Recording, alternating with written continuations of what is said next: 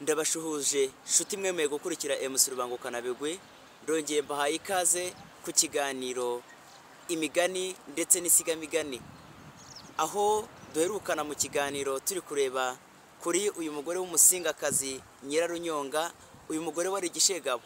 Uyu mugore kandi bivugwa ko yari atuye ahangaha ku rugarika rwa Kigese na Mibirizi, ahangaha ngo ni muri Rukomo.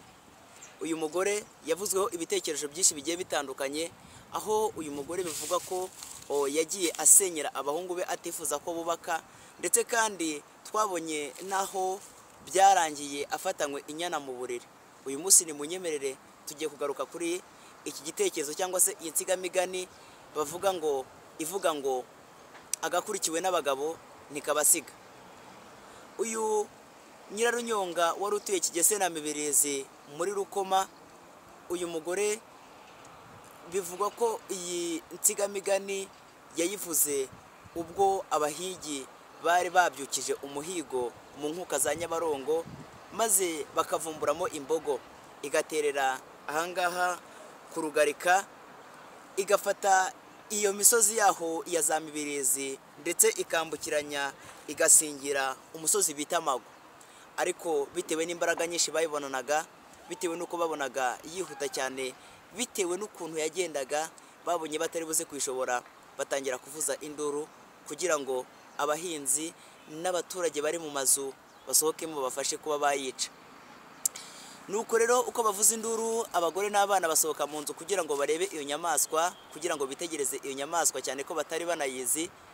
Muri abo bagore rero basohotse baje kureba iyo nyamaswa, hari harimo n'uyu mugore Nyirarunyonga. Nuko bayibone batangare cyane, abagore bati iyi nyamaswa ni nini cyane koko, aba bagabo ntago bagira ubwoba, ndetse aba bagabo bari bafite ubwoba cyane ko ishobora kuza kubicira abagabo. Maze Nyirarunyonga ati mwa bagore mwe, arabaseka cyane, atariko mwa bagore mwe muri abapfu koko, ahubwo nimugende musye umutsima wo kuza kurisha inyama z'iyi mbogo, kuko njyewe namaze kwibona ko abagabo bari buze kuyica koko. Ati ndabizi neza agakurikiwe n'abagabo ntikabasiga. Maze abagore bumve amagambo cyangwa se iri jambo ry'uyu mugore Nyirarunyonga, maze baranje baravuga bati uyu mugore ni umusazi.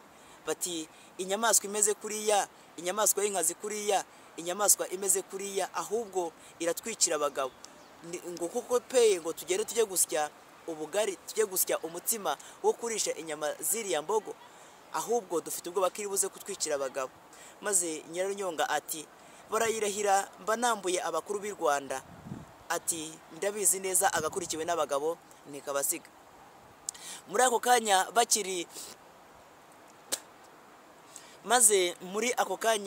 bakiri kuburana bajya impaka, bumva amahembe aravuze. Maze Nyirarunyonga arangije arababwira ati ntacyo mwumvise, nta mahembe mwumvise abikira ishyamba. Abagore bati twabyumvise koko, ibyo batubwiraga ni ukuri. Muri ako kanya bakiri kuburana ibyo ngibyo, babagabo babo barabahingutse. Mu by'ukuri niwibaza uti ese ayo mahembe yabaga avuze iki? Ayo mahembe icyo yabaga avuze ngo kwabaga ari ukubikira ishyamba, ko inyamaswa ryibarutse yishwe.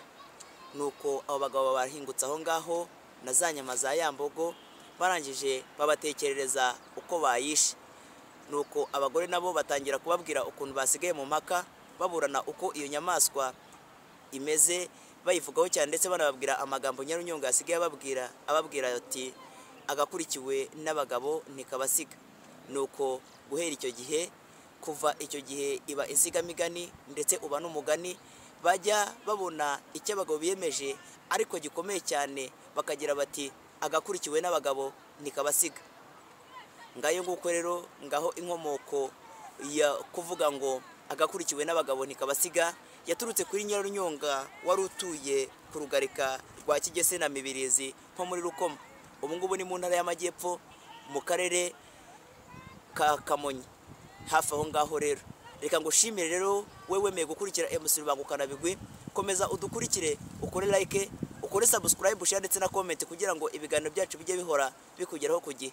Ndagushimiye. Njyewe ndi MC Rubangukana Bigwi nk'ibisanzwe, mbakunda kubi.